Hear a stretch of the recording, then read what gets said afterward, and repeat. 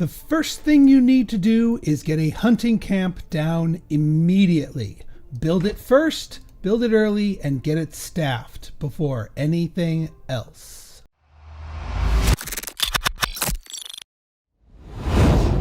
Hello YouTube! I'm Pinstar, and this is Manor Lord's Strategy and Tactics. So yes, today I'm going to be showing you an opening build. Basically, this is the very first few steps of new game that will take you from, well, the beginning until you get our first new family. And again, all of this is just to help get you started, lay down a solid foundation from which you can grow in whichever direction you so choose. As I mentioned before, the hunting camp is key, and I will explain why as we go along here. In addition to the hunting camp, another early addition to your place is going to be another hitching post. You start the game with one, you want to build another. You also want to identify where you want to eventually put your logging camp. I'm going to put mine up here, so we want to put this somewhat close to it. Up here is fine. It's imperative that you make the hunting camp the first thing that you put down so that everyone swarms it. Now, with the hunting camp, put 2 families into it for now. Bear in mind, the hunting camp obviously is going to be placed wherever your animals are, and you do not need a rich deposit of wild animals. This strategy works with a regular deposit as well, because the hunters are only temporary. Now that we're doing that, let's lay down the rest of our building. The locations, of course, are going to vary depending on your starts, but you can get a sense of the order of operations, because that's the more important aspect here. All right, so we're going to play that down here. And to give you an idea of the order of operations here, our hitching post here, highest priority. This one, very high. Next item we want to do, the granary. Granary we want to keep near our foods. In this case, right here should be fine. And that's just going to be regular high. After the granary comes the storehouse. Storehouse, again, near where some resources, your stone and or iron. Iron's fine right here. This is going to remain on medium. Next most important, forager hut. Again, look for your berries. If you're lucky, your berries are close to your granary anyway. That's going to go on low. Once your hitching post is almost done, you can actually go on to your first hitching post and order another ox. By the time it arrives, your second post will be done and you'll have 2 oxes. This is a very worthwhile spend of your early resources. Having 2 oxes will allow you to get everything else built. Also, consider running a road to your initial starting supplies. That will help speed things along. Even if this is not necessarily your permanent area of operations, it's still good to go. Also, you may want to avoid trying to set up your town too far away from your initial startup. Oh yes, of course, the temporary market stalls is all we need to worry about for the moment.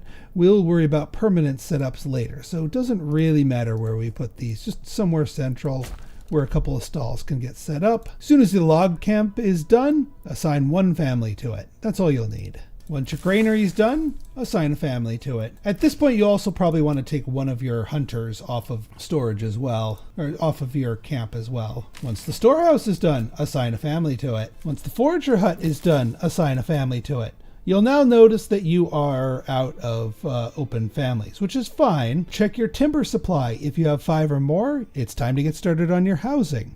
What kind of housing block? Well, watch my other video on the well-de-sac for the exact build. But yes, start building your well-de-sac, or whatever housing district you so choose. Once you've set up your construction, yes, we do need families freed up. Take your hunter off. This is the whole reason why we blitzed the hunter. Because, 1, they've probably gathered quite a bit of meat and quite a bit of hides, especially if you're working off of a rich deposit. They've also trimmed down the number of animals. In this case, we've trimmed out 10. And even if this was a normal one, we'd be at 10 of 20. Either way, the animals need a chance to recover. Now that we need a laborer, and we've gotten some meat, gotten some hides, the animals can begin to regrow their numbers while all of your people remain productive. That is the key, and that is why this is the Huntsman's build. Your goal with the well-de-sac, or whatever housing district you decide to build, is to get 6 living space. In this case, we have 2 doubled up ones here and then 2 singletons here. Well, soon to be 2 singletons here. But regardless, the goal is to have 6. Your population cannot grow unless you have an empty space for it. Also, however, your population cannot grow unless they're happy. Now that we have built the rest of our housing here, we need to give our people clothing. There's the other part of why this is the Huntsman build. All of that leather we've already, all of these hides that we've built up from the hunting camp earlier on are now ready to get turned into leather. We just need a tannery. I would suggest putting this near that.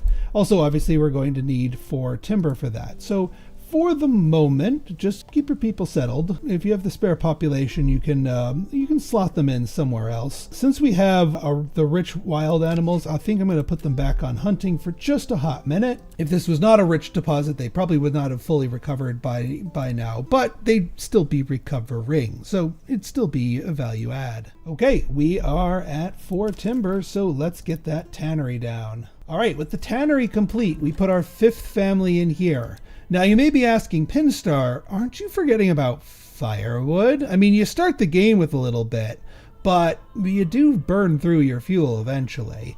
Well, we've got 5 months of the stuff left, and I'm not too worried about it actually, because now that we have a source of leather, our happiness is going to be going up. Right now, see how we have the market food variety bonus, which by the way is helped by the fact that I built a chicken coop. You get eggs immediately from a chicken coop. So this will immediately start increasing your food variety and thus your approval. It will go even higher once we get leather. By the time we get our 6th family, we'll be ready to go. And if you want to, just to make sure that you don't forget about it, go ahead and throw down your woodcutter's lodge now, even though nobody's around to build it. Pick out a nice spot for it.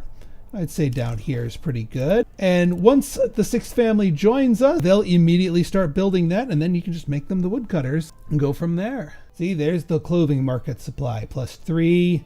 It's helping our morale immensely. And as long as we keep it above 50%, then we are making progress towards getting our first new family. And once you start getting your new families, then your economics can start snowballing. And we have our new family. Sometimes it takes a while, despite all of our preparations. I've had it happen earlier than September, but you will eventually get your new family in. And now we have 6 families. Continue expanding your plots, continue expanding your homes, and don't forget to cycle people in to your hunters to continue nibbling away at the deer. So I hope this helped you, again, get a good, solid foothold on your growth here as you venture forth into the world of Manor Lords. If you like this video and you want to see more like it, go ahead and hit that like button, hit that subscribe button, and leave me a comment. Good, bad, or indifferent, your feedback is always welcome. So until next time, it's been Pinstar signing out. See ya.